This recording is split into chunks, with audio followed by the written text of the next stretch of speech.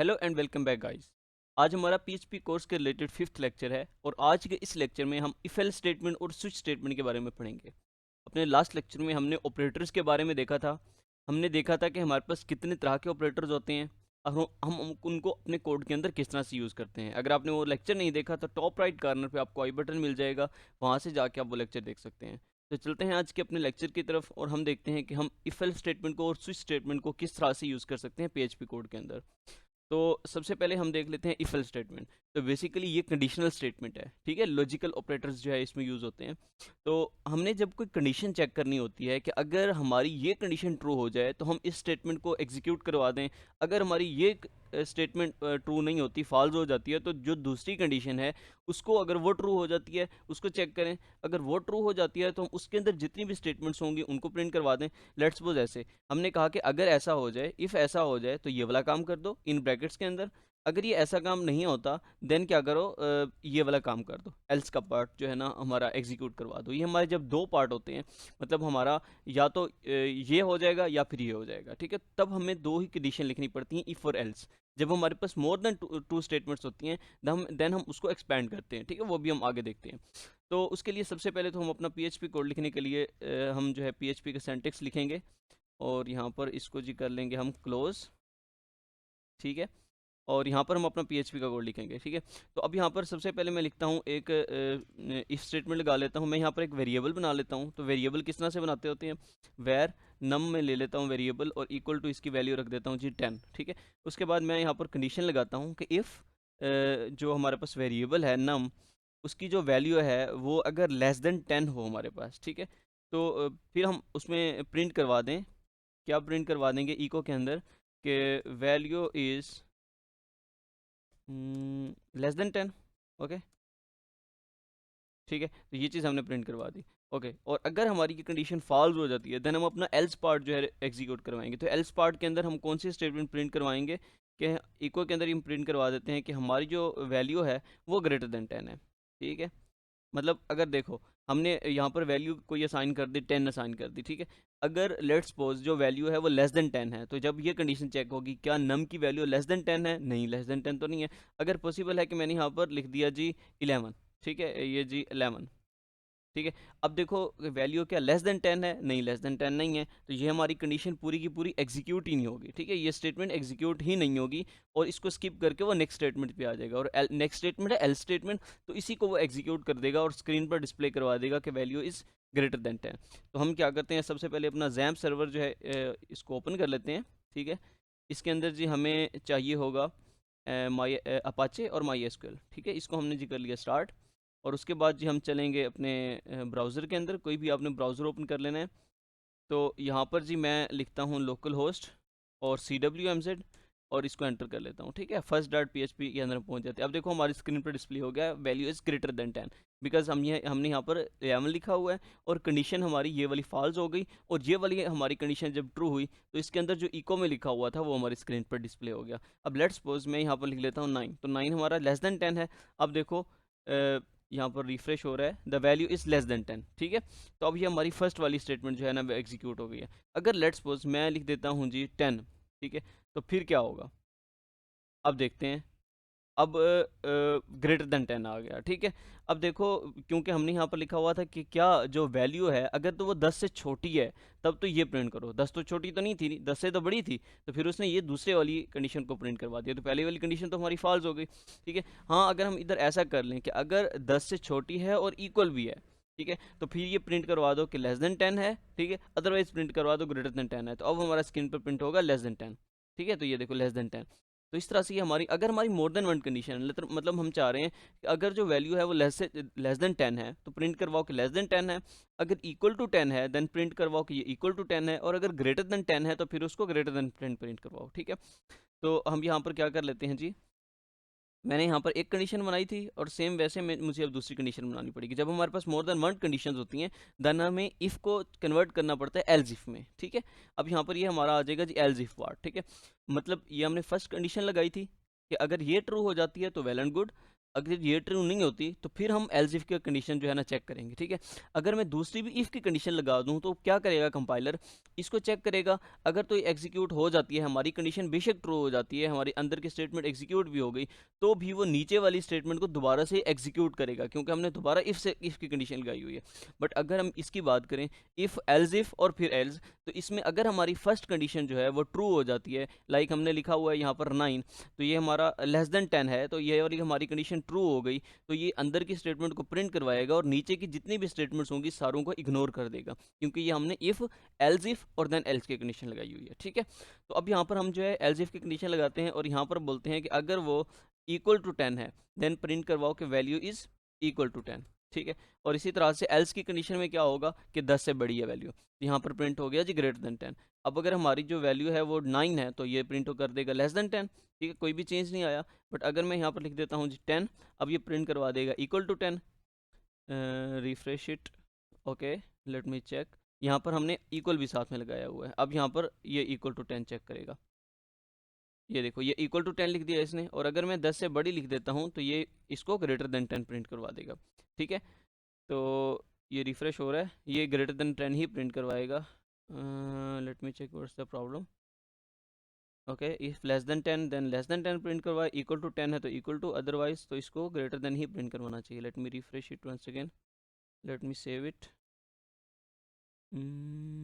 Okay, else if num equal to 10। Okay, actually जो problem है ना, वो प्रॉब्लम ये है कि हमें यहाँ पर जब इफ एल्स की कंडीशन में इक्वल का यूज़ करना पड़ता है ना, तब हमें डबल इक्वल या फिर ट्रिपल इक्वल का यूज़ करना पड़ता है, ठीक है। डबल इक्वल या फिर ट्रिपल इक्वल, जब हम डबल इक्वल का यूज़ कर रहे होते हैं, इसका मतलब कि ये सिर्फ और सिर्फ वैल्यू को चेक कर रहा है कि वैल्यू इक्वल है कि नहीं, ठीक है। अब मैं यहाँ पर देखो रिफ्रेश करता हूँ, अब ये ग्रेटर देन 10 प्रिंट करवा रहा है, ठीक है।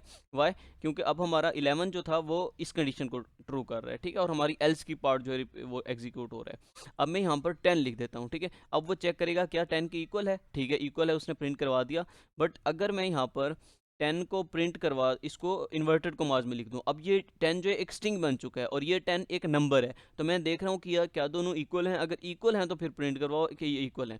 तो अब भी देखो स्टिल जो है ये इक्वल ही प्रिंट करवा रहा है, ठीक है, क्योंकि इसको कोई एरर जनरेट कर नहीं रहा। अगर मैं यहाँ पर ट्रिपल इक्वल लगाता हूँ देन ये वैल्यू भी चेक करता है और उसकी डेटा टाइप भी चेक करता है कि दोनों की डेटा टाइप्स भी इक्वल होनी चाहिए। अगर अब मैं देखूँ तो अब देखो नम की डेटा टाइप है स्ट्रिंग, और इधर जो हमने 10 लिखा हुआ है ये है एक नंबर, तो ये दोनों की डेटा टाइप डिफरेंट है। अब ये इसको एग्जीक्यूट नहीं करेगा, अब ये ग्रेटर वाला पार्ट एग्जीक्यूट कर देगा। मतलब ये वाला पार्ट भी हमारा रॉन्ग हो गया, ये वाला पार्ट भी हमारा रॉन्ग हो गया। तो अब एल्स की कंडीशन, कोई भी अगर पार्ट हमारा ट्रू नहीं हो रहा तो एल्स का पार्ट ऑटोमेटिकली रन हो जाता है, ठीक है। तो ये एल्स का पार्ट रन हुआ और ग्रेटर देन 10 एल्स के पार्ट में लिखा हुआ था, तो ये हमारे स्क्रीन पर प्रिंट हो गया। तो ये इस तरह से हमारा जो है एफ इफ एल्स इफ का जो टॉपिक है वो रिपीट होता है। अगर तक अभी तक आपने मेरा चैनल सब्सक्राइब नहीं किया तो काइंडली चैनल को सब्सक्राइब कर दें, वीडियो को लाइक कर दें और बेल आइकन को प्रेस कर दें, ताकि मेरी आने वाली हर नई वीडियो आप तक पहुंच सके, ठीक है। और अगर आपको मेरी वीडियोज़ अच्छी लगें तो अपने दोस्तों के साथ भी शेयर करें। तो अभी चलते हैं हम स्विच स्टेटमेंट की तरफ। तो स्विच स्टेटमेंट भी सेम बिल्कुल इफ एल स्टेटमेंट की तरह ही वर्क करते हैं, जस्ट उनमें माइनर माइनर सा डिफरेंस होता है। मैं इसको अभी के लिए कमेंट कर देता हूँ इफ एल स्टेटमेंट को, और अब हम चलते हैं जी स्विच स्टेटमेंट की तरफ, ठीक है। तो स्विच स्टेटमेंट भी बिल्कुल इफ एल स्टेटमेंट की तरह कंडीशंस के लिए यूज़ होती हैं। लेट्स सपोज मैं यहाँ पर एक वेरिएबल बना लेता हूँ जी, वेरिएबल हम नम ही कर लेते हैं दोबारा से, इक्वल टू मैं 1 कर लेता हूँ, ठीक है, इसकी वैल्यू मैंने कर ली 1। अब इसके बाद मैं स्विच स्टेटमेंट जो लगाता हूँ ना, वो बेसिकली इसी वेरिएबल के ऊपर लगती है, ठीक है। अब ये स्विच और इसके अंदर मैंने वेरिएबल लिखना है, ठीक है। तो ये नम मैंने वेरिएबल लिख लिया, तो इसका मतलब ये हुआ कि जो मैं स्विच स्टेटमेंट लगा रहा हूँ वो इसी वेरिएबल के ऊपर लगा रहा हूँ, ठीक है। इसकी जो ब्रैकेट करली ब्रैकेट, ये स्मॉल ब्रैकेट के अंदर हमने वेरिएबल पास करना है कि किस वेरिएबल के ऊपर हम इसकी स्विच स्टेटमेंट लगा रहे हैं, हर हालत में पास करना होता है। देन मेरी करली ब्रैकेट्स, इसकी बॉडी आएगी, इसकी बॉडी के अंदर अब हम केसेस बनाते हैं, ठीक है, कि ये जो हमारा केस होता है ना, ये बेसिकली चेक करता है इसकी वैल्यू से कंपेयर करके। अब मैं केस की वैल्यू जब 1 लिख दूंगा तो अब इसका मतलब ये हुआ कि अगर नम की वैल्यू यानी कि इस वेरिएबल की वैल्यू 1 है, देन ये वाला केस जो है वो प्रिंट करवा दे, ठीक है। तो मैं यहाँ पर जी इको कर देता हूँ, इको के अंदर value of num is 1, okay. इसके बाद मुझे हर इसके बाद केस के बाद ब्रेक स्टेटमेंट का यूज़ करना पड़ता है। ब्रेक स्टेटमेंट का यूज़ क्यों नहीं करना? अगर नहीं करो तो क्या होगा, तो हमने डिफरेंट केसेस बनाए होते हैं। अगर हम ब्रेक स्टेटमेंट का यूज़ ना करें तो वो ऑटोमेटिकली सारे के सारे केसेस को रन करेगा। बेशक हमारा केस एक, अगर लेट्स सपोज हमारा ये केस ट्रू हो जाता है तो भी ये इसको स्टॉप नहीं करेगा, स्विच स्टेटमेंट को, पूरी की पूरी केसेस को हम एग्जीक्यूट करता जाएगा। ठीक है, जैसे मैंने बताया था कि अगर हम एल्स इफ का स्टेटमेंट का यूज़ ना करें, इफ स्टेटमेंट का यूज़ करते जाएं तो सारी की सारी स्टेटमेंट एग्जीक्यूट होंगी, बेशक हमारी कोई स्टेटमेंट ट्रू हो भी जाती है तो भी। अब मैं यहाँ पर पेस्ट करता हूँ और यहाँ पर मैं बना लेता हूँ केस 2 और इधर मैं कर देता हूँ कि वैल्यू इज़ 2। ठीक है, अब इसी के बाद मैं दूसरा केस बना लेता हूँ और इसकी वैल्यू मैं रख देता हूँ जी 3 और इधर भी लिख देता हूँ कि वैल्यू इज़ 3। मेरे लिए इतना ही काफ़ी है। इसके अलावा मैं एक डिफ़ॉल्ट केस बना लेता हूँ, तो ये हमारे पास जो होता है डिफ़ॉल्ट, और इस केस के अंदर हम जो है आई थिंक इस तरह से ही लिखते हैं डिफ़ॉल्ट, और यहाँ पर अब मैं लिखूँगा, प्रिंट करवा दूँगा इको के अंदर कि इंटर वैलिड वैल्यू।